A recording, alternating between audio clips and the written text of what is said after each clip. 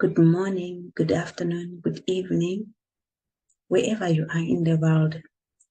Today, we are starting the commemoration of the 16 days of activism against gender-based violence. My name is Moblessing Nyambara, the Gender and Social Welfare Secretary of Amalgamated Rural Teachers Union of Zimbabwe, R2s. As we commemorate 16 days of activism against gender-based violence, under the global umbrella theme of the 2022, which says, Unite, Campaign, Activism to End Violence Against Women and Girls. Our theme is R2s, is to educate to end violence against women and children. We are mobilizing people to support efforts in ending violence against women and girls and to push back against the rollback of women's rights as we kickstart the activities of the 16 days of activism. Ending violence against women is not the duty of women. It's actually everybody's business.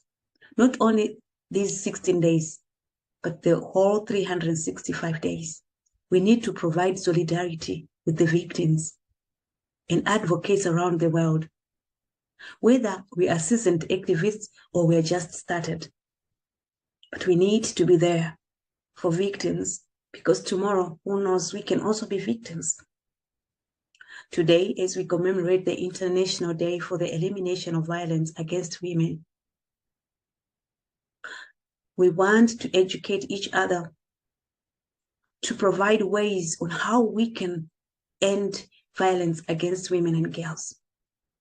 And today, because I said, we want to educate for these 16 days of activism, our duty as teachers is to educate.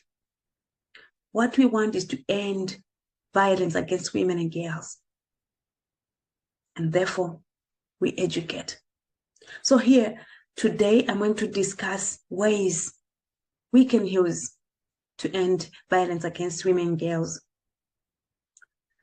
First, we need to speak up or speak out without fear, because violence against women is visible every day, is seen every day, but that doesn't mean it's not inevitable.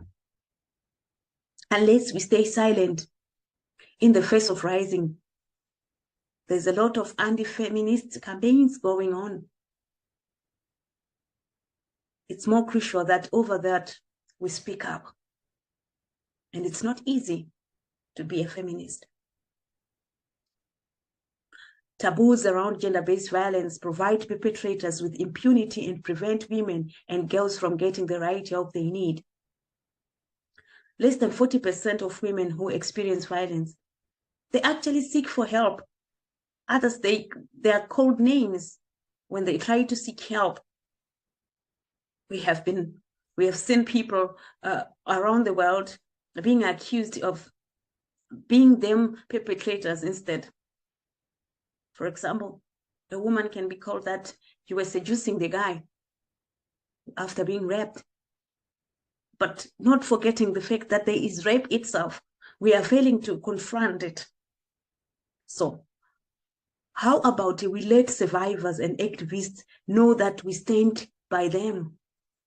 And then we amplify their voices and stories, and we create spaces for dialogue, both in person and online.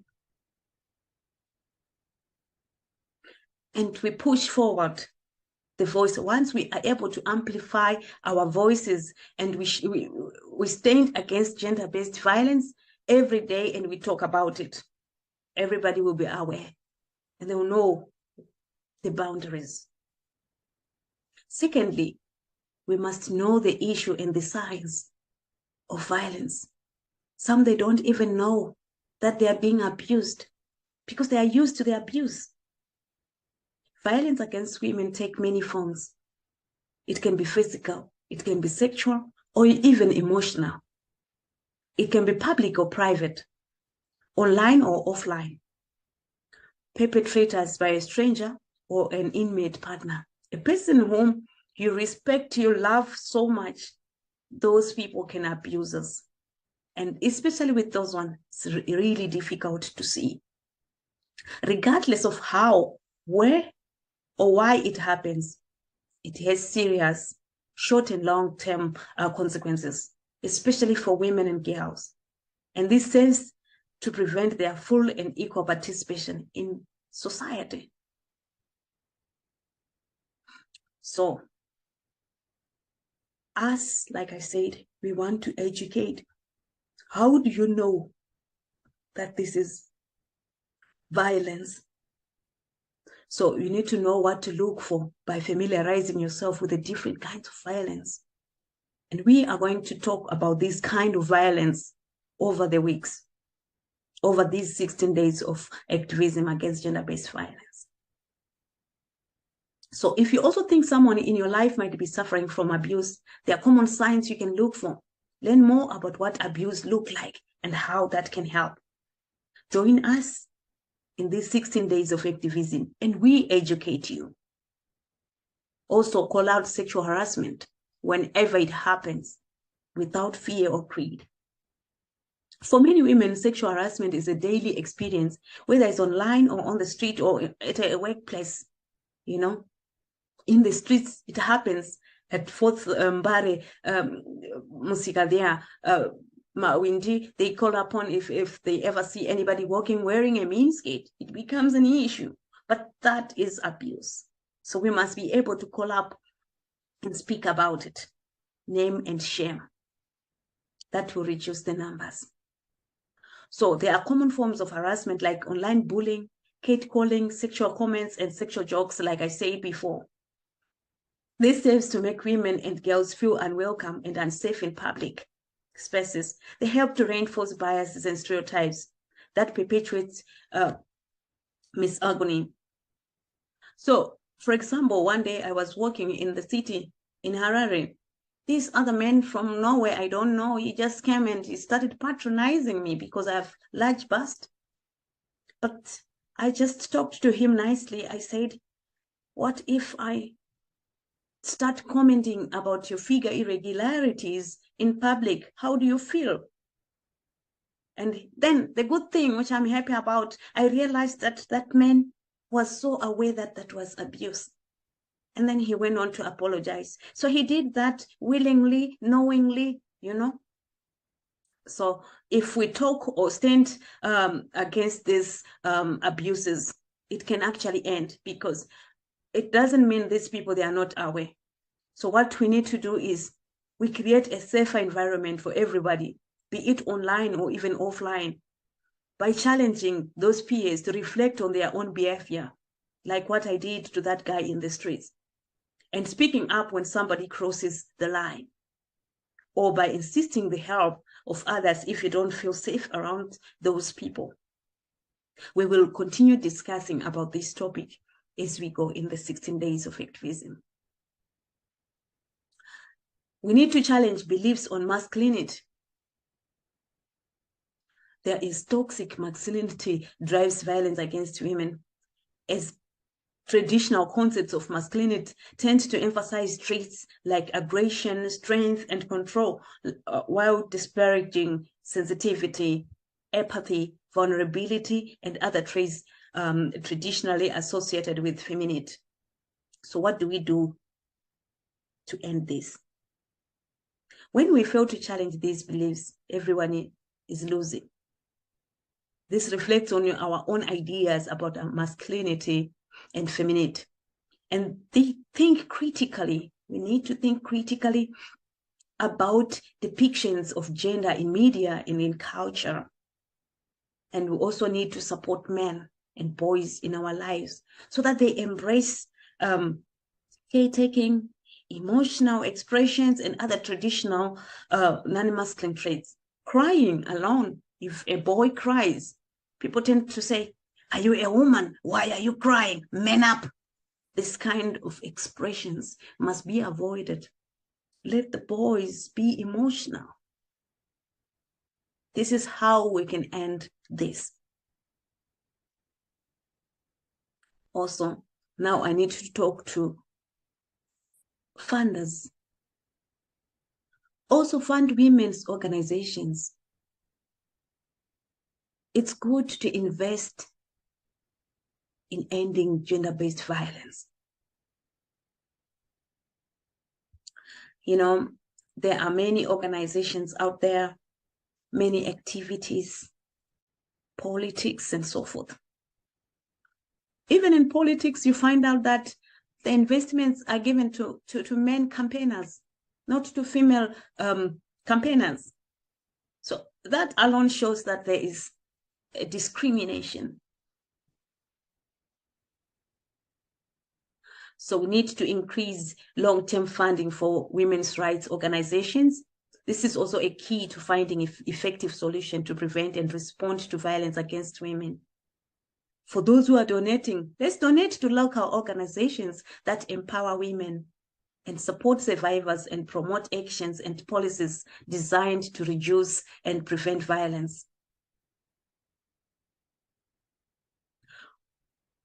We need to call for better responses and services. This means that we have shelter, organizations, hotlines, counseling, and all support for survivors of gender-based violence. We need to be available for those in need, even during crises and emergencies. So every year, the 16 Days of Activism campaign, we are calling for you to be united and to work together to give each other solidarity so that we can end gender-based violence.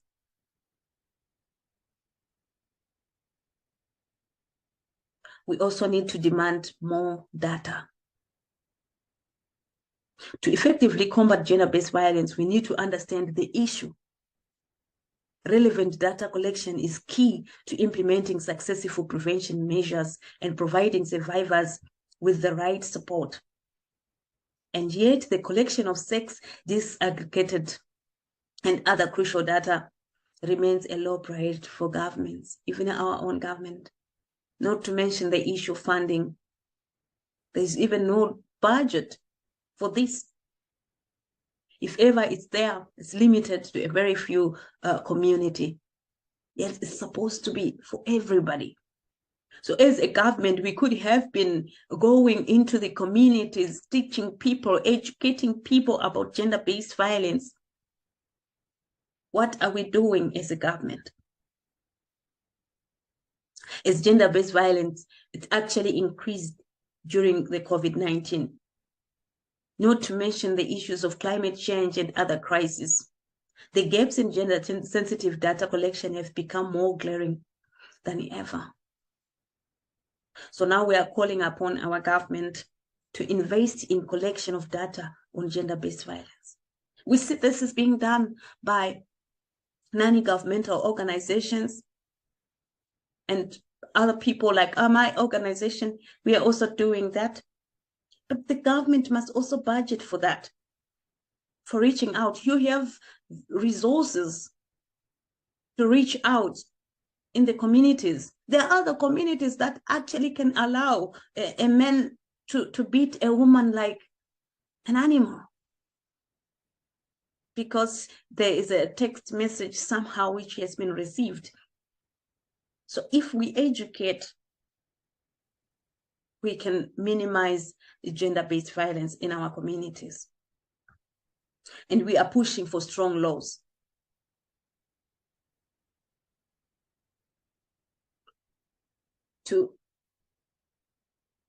To cater for women, to protect women from harassment. So as a nation, we need stronger protection mechanisms to prevent and eliminate violence, harassment, threats, intimidation, and discrimination against women. So we advocate for this. We need to push for very strong laws that can protect us in this country. Also, we need to have, or we need to support women in leadership. Because if we cannot support women to be leaders, nobody will stand for us. They will just push for those policies that doesn't support women. If we look at COVID-19, During COVID-19, women were vastly underrepresented on recovering task forces, and disparities reflected in the insufficient of government responses to gender-specific issues like domestic violence, which was so popular. So this is true for climate change action also. Peace building and the whole host of other issues. When women aren't at the table, their voices aren't being heard.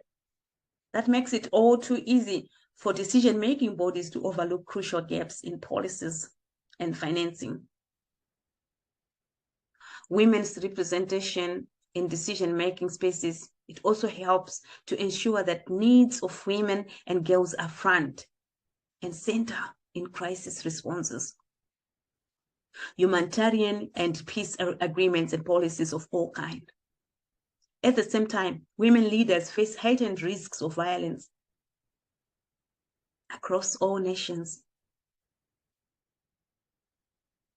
So we are now calling for women's increased representation in leadership, be it in politics, in organizational, even at home, and for heightened protections for women in positions of power. We also need to support women politically, especially the political candidates. We have witnessed women being beaten. So this is very unacceptable.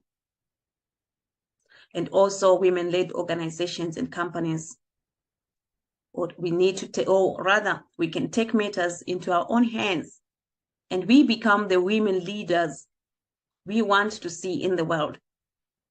So at this moment, we are demanding our government to take heed of that, to support all women in leadership in all corners of this country. Above all, as women, we need to build solidarity with other movements. We are stronger when we work together. So I'm calling upon all women organizations, ZCTU, Gender Office, WESE, and all other women organizations to come together, because together we can. And remember, nothing for us without us. All political leaders in our country, I'm calling upon you so that we come together. We work and to end violence against women and children. It is our responsibility. We are the women. Violence against women and girls is connected to other forms of harm and injustice, including racism, xenophobia, poverty and climate change. Our relatives in other countries are facing xenophobia. So we need to strengthen the fight against gender-based violence by getting involved in other social and political movements and getting activists from those movements involved in ours. Together we can resist the rollback of women's rights. We can amplify the demands of feminists across the world and push forward to end violence against women and girls once and for all. But all what we need, ladies and gentlemen, especially ladies, we need to come together. We need to work together as a team. Wherever you are, let's come together for these 16 days. We need to convert these 16 days into 365 days of activism against gender-based violence. Yes, I have mentioned a lot about women and girls because they are the most vulnerable. Yes, there are also men who are also vulnerable. But if we come together as a nation to fight this, really, we can end this. So as we start to commemorate 16 days of activism against gender-based violence, as we educate to end this, I'm calling upon each and everyone, my countrymen, my friends, my family, my union, and all other partners to come together so that we can end violence against women and girls. Thank you.